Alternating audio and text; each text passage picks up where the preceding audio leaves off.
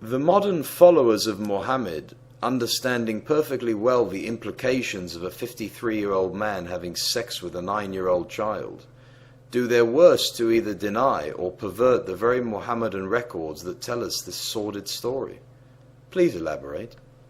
Although we have addressed part of this issue in other earlier chapters, nonetheless it is one of the more sordid episodes in Muhammad's conduct that even modern Muhammadan scholars do their worst to hide. According to tradition, Muhammad married her when she was a child of 6 years of age, and he was 50 years old. So young, in fact, that she brought with her her toys. This evidence alone shows that psychologically and socially she was still an innocent and immature child. He consummated his marriage with her at the age of 9 years, when he was 53 years old. The waiting period of 3 years had to do with the fact that at that time Aisha had contracted a disease, whereby she temporarily lost all her hair. The so-called disease was actually due to the immense shock of a child being handed over to a much older person. Such psychological traumas can and do produce almost instant side effects, such as loss of hair or even hair turning white. Sahih al-Bukhari Hadith 6.399, narrated by Yusuf bin Mahik. I was in the house of Aisha, the mother of the believers. She said, "This revelation, nay, but the hour is their appointed time, and the hour will be more previous and more bitter," 54.46, was revealed to Muhammad at Mecca while I was a playful little girl. Sahih Bukhari 7.18, narrated by Ursa. The Prophet asked Abu Bakr for Aisha's hand in marriage. Abu Bakr said, "But I am your brother." The Prophet said, "You are my brother in Allah's religion and His book, but she is lawful for me to marry." Abu Bakr was so shocked at Muhammad's proposal to marry his child Aisha of 6 years that he told him, "But I am your brother." This word "but," which in Arabic is innama, brings out the true disbelief of Abu Bakr regarding the request, which of course turned out to be an unchallengeable demand. Abu Bakr's shock alone is evidence that what Muhammad was demanding was against the social norms of even the pagans of 1400 years ago. Since his companions actually believed him as the messenger of Allah, Muhammad was able to fulfill each and every one of his fantasies, lusts and desires.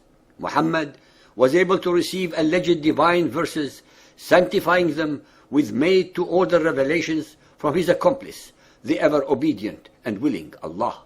Sahih al-Bukhari 5.234, narrated by Aisha. The Prophet engaged me when I was a girl of 6 years. We went to Medina and stayed at the home of Ben al-Harith bin Khazraj. Then I got ill and my hair fell down. Later on my hair grew again, and my mother Ruman came to me while I was playing in a swing with some of my girlfriends. She called me, and I went to her, not knowing what she wanted to do with me. She caught me by the hand and made me stand at the door of the house. She halted me at the door, and I burst into laughter. I was breathless then, and when my breathing became all right, she took some water and rubbed my face and head with it. Then she took me into the house. There in the house I saw some Ansari women who said, "Best wishes and Allah's blessing and a good luck." Then she entrusted me to them, and they prepared me for the marriage. Unexpectedly, Allah's apostle came to me in the afternoon, and my mother handed me over to him. And at that time I was a girl of 9 years of age. The date of their so-called marriage was circa 621 CE, 1 or 2 years after the Hijrah. It is obvious that he did not consummate his marriage to her earlier because of her illness, an illness that came about due to the shock of the events that were taking place around a little uncomprehending child girl. Sahih Bukhari 9.139, narrated by Aisha. Allah's apostle said to me, "You were shown to me twice in my dream before I married you. I saw an angel carrying you in a silken piece of cloth, and I said to him, 'Uncover her,' and behold, it was you. I said to myself, 'If this is from Allah, then it must happen.'" Muhammad started dreaming of Aisha when she was less than 6 years of age. He wasted no time in fulfilling his desire, in spite of the fact that the object of his lust was a mere child. Is it normal for a man of 50 plus to dream of a union with a baby girl? As usual, Muhammad created a scene in association with the angels and Allah to justify the immoral and the unjustifiable. Sahih Muslim, Book 8, number 3311. Aisha reported that Allah's Apostle married her when she was 7 years old, and she was taken to his house as a bride when she was 9, and her dolls were with her. And when he died, she was 18 years old. The Holy Prophet died when he was 63, so he must have married Aisha when he was 51 and went to her when he was 54. Sahih Bukhari, Volume 5, Book 58, number 245, narrated by Aisha. I never remembered my parents believing in any religion other than the true religion, i.e. Islam. If Aisha was older, i.e. 16 or 18, as some Muslims claim, she would have remembered the religion of her parents prior to becoming Muslims. Sahih al-Bukhari 7.88, narrated by Ursa. The Prophet wrote the marriage contract with Aisha while she was 6 years old and consummated his marriage with her while she was 9 years old, and she remained with him for 9 years, i.e. till his death. Sahih Bukhari 8.151, narrated by Aisha. I used to play with the dolls in the presence of the Prophet, and my girlfriends who also used to play with me. When Allah's Apostle used to enter my dwelling place, they used to hide themselves, but the Prophet would call them to join and play with me. Fath al-Bari, page 143, volume 13, explains the obvious. The playing with the dolls and similar images is forbidden, but it was allowed for Aisha at that time, as she was a little girl not yet reached the age of puberty. Muhammad was invariably permitted by the ever-obliging Allah to have Allah's rules broken only in his case.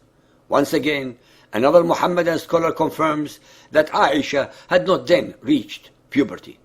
Sunan of Abu Dawood, Hadith 2380, narrated by Aisha. The Prophet used to kiss her and suck her tongue when he was fasting. Al-Tirmidhi, Hadith 6182, narrated by Aisha. Gabriel brought a picture of her on a piece of green silk to Allah's Messenger and said, "This is your wife in this world and the next." In this hadith, Gabriel brought a picture of Aisha, but not Aisha herself. It seems that Allah found a great deal of time to accommodate and be at the beck and call of Muhammad's personal needs as well as those of his household. None of the Hebrew prophets ever received such minutiae of attention to their personal requirements and comfort, even those with whom he befriended, as Abraham, or talked direct to Moses. Sahih al-Bukhari 1.229, narrated by Aisha.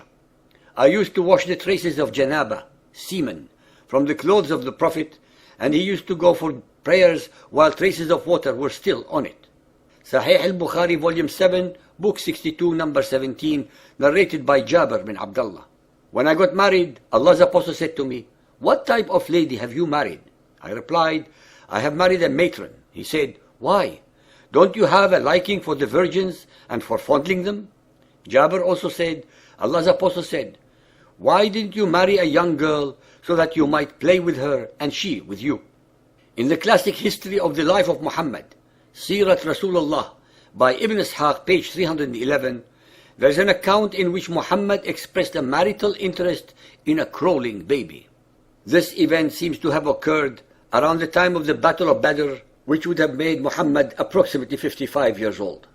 Suhaili 2.79 in the Riwayah of Yunus. Ibn Ishaq recorded that the Apostle saw her, al-Fadl, when she was a baby crawling before him and said, "If she grows up and I am still alive, I will marry her." But he died before she grew up. So Muhammad's interest in young girls extended beyond Aisha. Why would anyone think that Muhammad's sexual interest in babies be the timeless expression of the will of Allah? How does such a prurient desire support Muhammad's claim to be a prophet of Allah?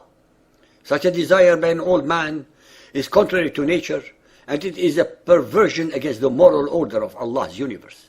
Ladies and gentlemen, so-called believers and unbelievers, be aware that in the Arabic language of Muhammad's time, a single word, nikah, meant having sexual intercourse, marriage, or rape.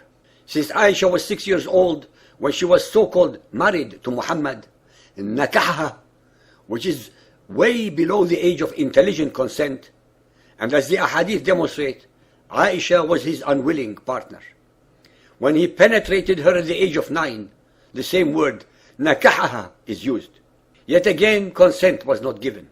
Hence, based entirely upon all the evidence at hand, This is purely a case of rape. Muhammad raped Aisha. As an aside, although Muhammad preferred to have sex with the young Aisha more than any of the other 8 wives, she was not able to conceive. It should be pointed out that he most probably damaged her reproductive system by penetrating her at such a very early age. So-called believers, go to Google and investigate this subject, and you will find to your shock and amazement that the current Muhammadan sources tell you that he married her at the age of 10 to 11 and consummated their marriage at the age 14, 18 or 19. Why pervert the original hadiths and deceive the readers if it was a morally, culturally and biologically acceptable case?